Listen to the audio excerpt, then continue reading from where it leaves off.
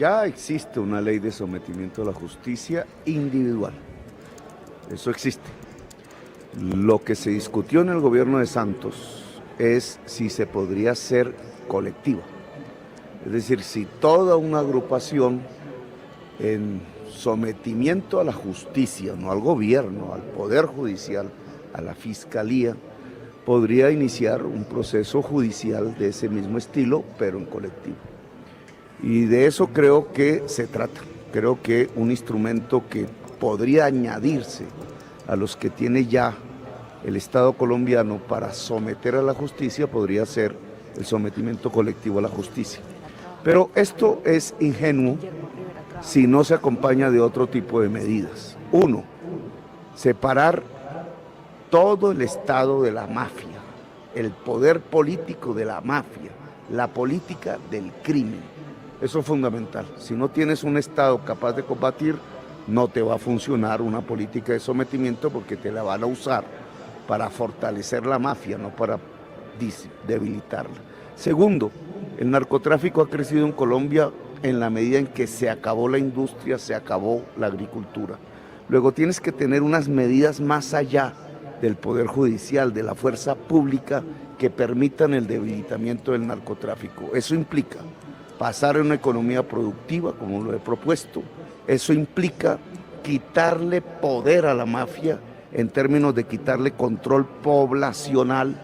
Hay 3 grandes núcleos de población hoy bajo control mafioso: la juventud consumidora, la población campesina que produce hoja de coca y la economía popular que necesita crédito. Si construyes un sistema de crédito público a la economía popular, una política diferente para el consumo de drogas que no sea el calabozo y, finalmente, una política de sustitución de cultivos que incluye sustitución de tierras, puedes quitarle población a la mafia y debilitarla. Mire, justo a tiempo, muy bien, candidato. Ahí vamos. Wow. Bueno, pero entonces eso me lleva a la siguiente pregunta. Y es que plantear una ley de sometimiento implica pues que un grupo, de pronto un grupo grande, 3.000 personas se calcula más o menos, hacen parte del Clan del Golfo, se desmovilicen, se entreguen a la justicia, se sometan a la justicia. Pero es que lo que hemos visto en Colombia es que siempre se acaba uno y llega el otro. Entonces, ¿para qué sirve una ley de sometimiento si finalmente el negocio va a perdurar? Aquí se acabó el cartel de Medellín para que luego llegara el cartel de Cali, y luego el cartel de Cali fue el norte del Valle, y después del norte del Valle, en fin, esto no se acaba. Entonces se acaba el cartel del Golfo, ¿llegará otro? Sí, en primer lugar, sin que tengamos la verdad revelada, porque en esto de la lucha contra las mafias, mucha tinta ha corrido, mucha agua bajo los puentes en todo el mundo. Y entonces tenemos que decir que estamos ante un tema complejo. Uno, lo que ha existido en Colombia hasta ahora ha fracasado.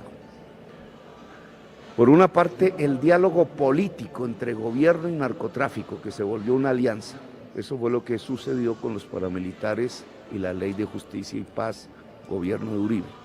No fue un sometimiento a la justicia, fue un sometimiento de la política y del Estado al paramilitarismo en primer lugar. En segundo lugar, y se va a acabar el tiempo, esta vez fue más corto, lo que ha existido es una cacería de cabecillas y el negocio continúa. El negocio no se debilita, eso también ha fracasado. Lo que se trata ahora es de debilitar el negocio. Y se debilita el negocio si hay otras fuentes de ingresos diferentes al narcotráfico, y dejaría ahí, no sé si pueda continuar. No, pero es que espérese, porque ahí entonces aprovecho yo y le doy 2 minutos para que me responda a esta. Porque usted habla de debilitar el negocio y en su plan de gobierno usted es muy claro. Usted habla incluso de empezar a modificar la estrategia de lucha contra la marihuana, contra la coca y contra la amapola, que son finalmente los precursores de las drogas. De algunas, sí, porque hay otras un poquito más complejas que ya dependen de laboratorios farmacéuticos incluso. Pero, ¿eso cómo se hace? ¿Por qué? Porque usted le tocaría ir a Viena a hablar con unos señores en Naciones Unidas y convencerlos de que el mundo entero tiene que cambiar la estrategia de la lucha contra las drogas y dejar de perseguir a quienes están cultivando eso. Y eso no se hace, dudo mucho que lo haga el presidente de Colombia si usted llegara a ser elegido. Eso se necesita un líder mundial, no sé, del tamaño de alguna potencia europea o de los Estados Unidos para poder dar ese paso, ¿o no? Sí, pero ya el tema del cannabis está solucionado. Realmente Colombia debe dar ese paso. Estados Unidos todavía no. Sí, Estados Unidos también, a nivel también. federal no le ha dado, Bueno, no le ha pero dado la luz verde. a nivel estatal sí, y ya hay un proceso de discusión federal. Entonces, en esto lo que hay es que dar el paso, que es exportar en toda la multiplicidad de usos el cannabis. ¿Y la coca y la amapola? Ese ya es otro problema. Entonces, en cocaína no tenemos a la vista un proceso de legalización. Tenemos que tratarla como ilegal, lo cual significa disminuir el daño, que es otro tipo de política. Se disminuye el daño para el consumidor y se disminuye el daño fundamentalmente para la sociedad y el país.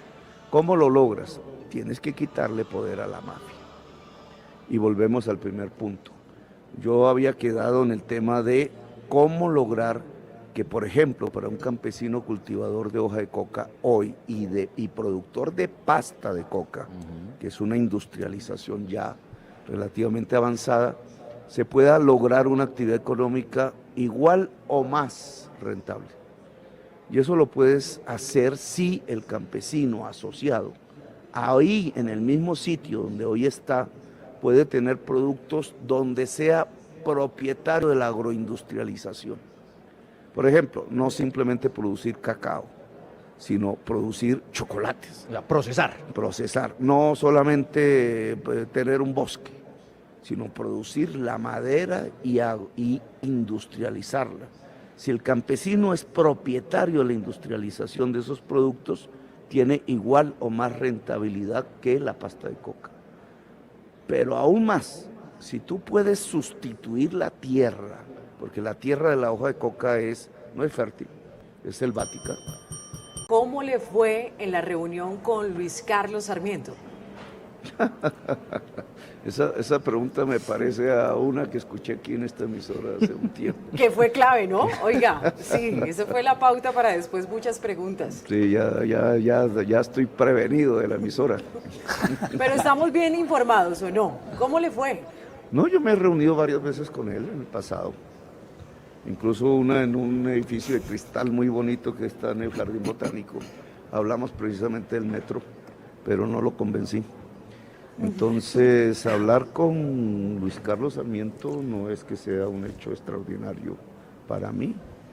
Lo que sí es, y debe quedar subrayado, es que jamás doblegaría el interés general y el interés público a un interés particular poderoso.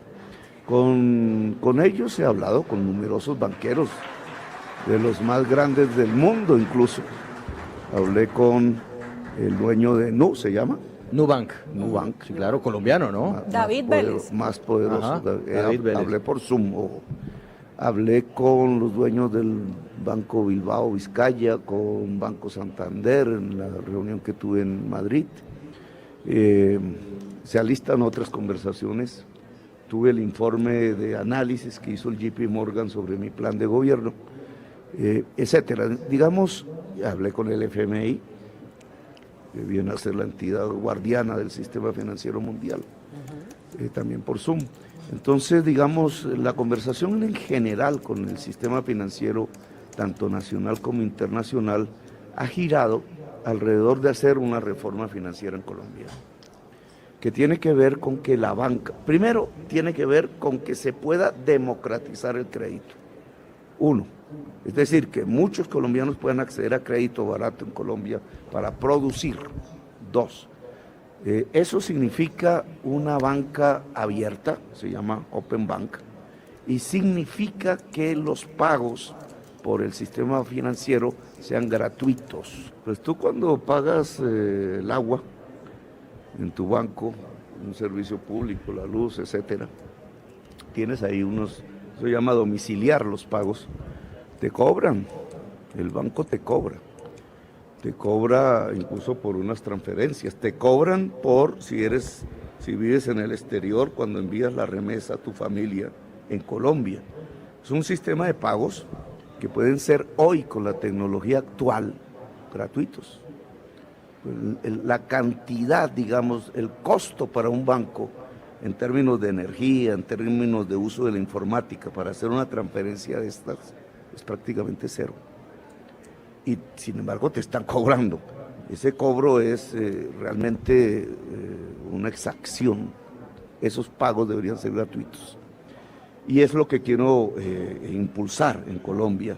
Además que democratizar el crédito implica más banca pública, más banca cooperativa y más banca privada de la que hoy hay. ¿Qué le dijo de esa propuesta que usted hace importante del sistema financiero? Ellos están evaluando, ¿no?, como cualquier actor privado, los programas de gobierno. Y obviamente pueden interesarles o no interesarles. Escucharemos su opinión, que será como cualquier otra de cualquier colombiano o colombiana. Pero hay una propuesta sobre la mesa. Esa propuesta tiene que ver con fortalecer banca pública, que es el banco agrario, volverlo también industrial y volverlo urbano para la economía popular, fortalecer el sistema cooperativo de crédito, lograr incluso sistemas populares de crédito que hoy no existen en el barrio popular. La tienda nos puede ayudar en esa perspectiva.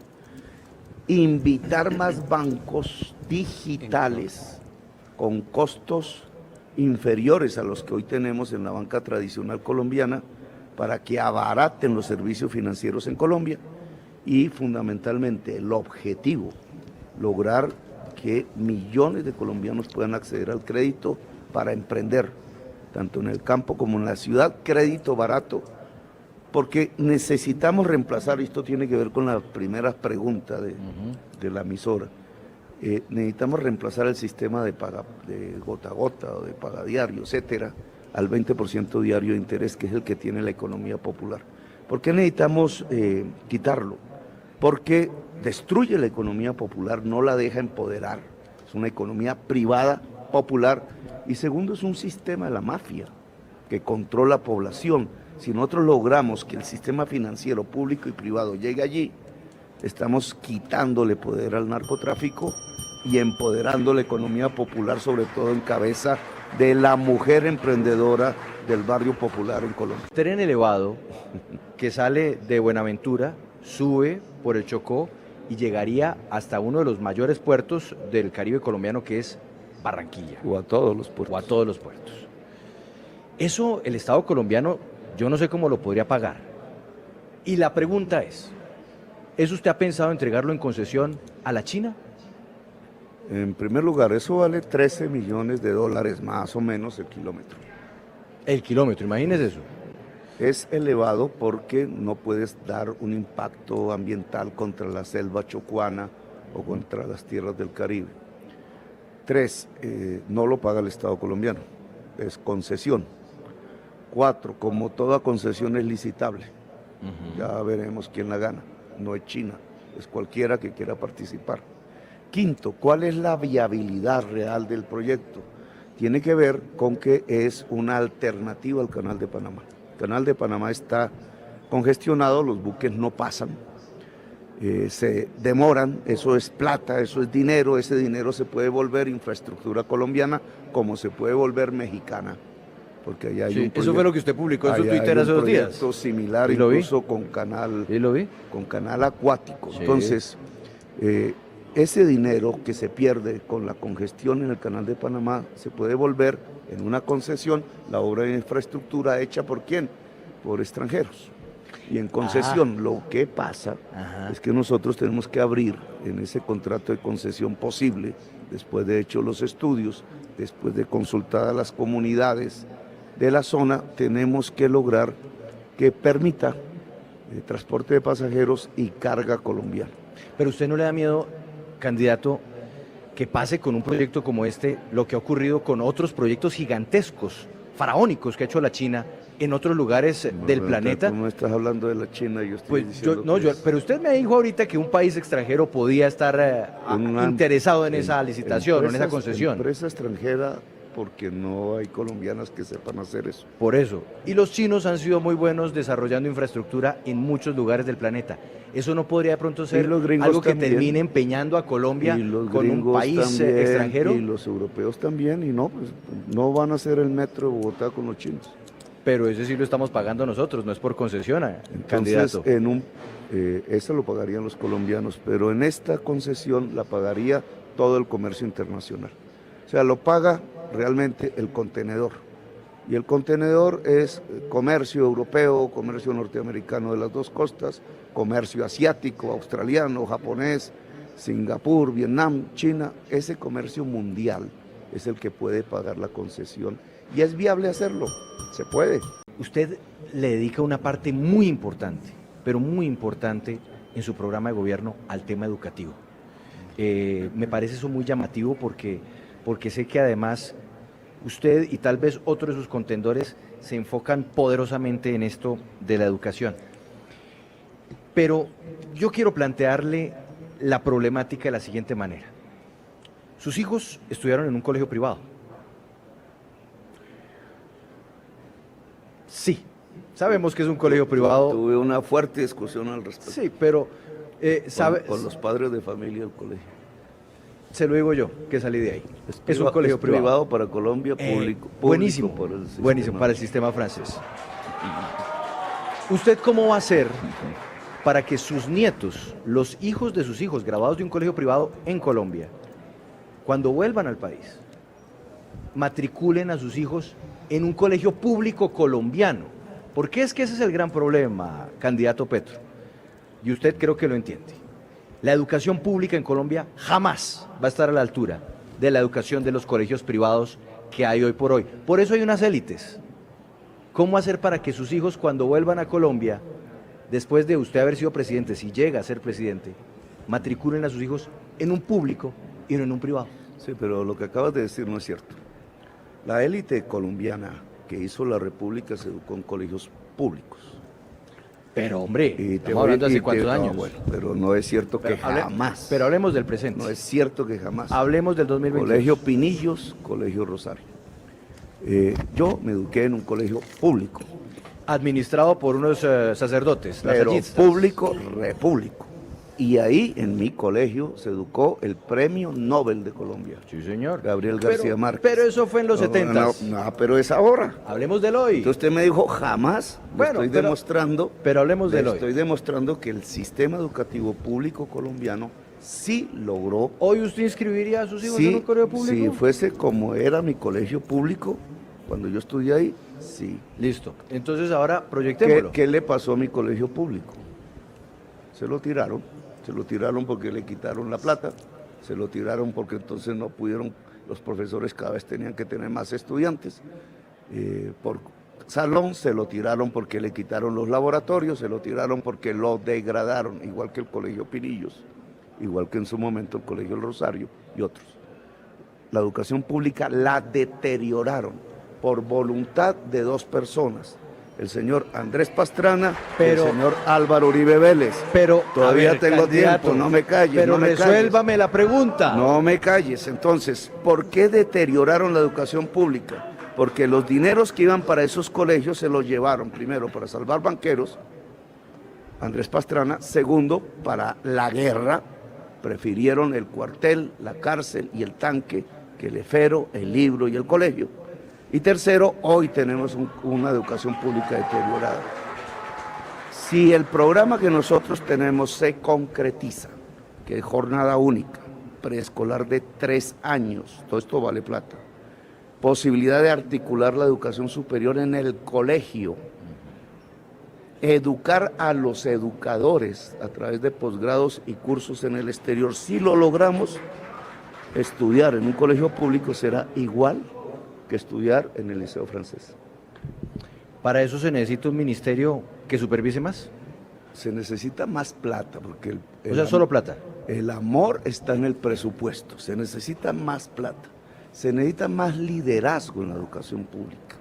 O sea, la voluntad política de elevar la educación pública superior, media y preescolar al mismo nivel que los colegios privados, universidades privadas y preescolares privados de élite, ojo, no Sí, señor. cualquiera. Sí, por eso, de élite. Lo logramos en Bogotá, entre otras cosas.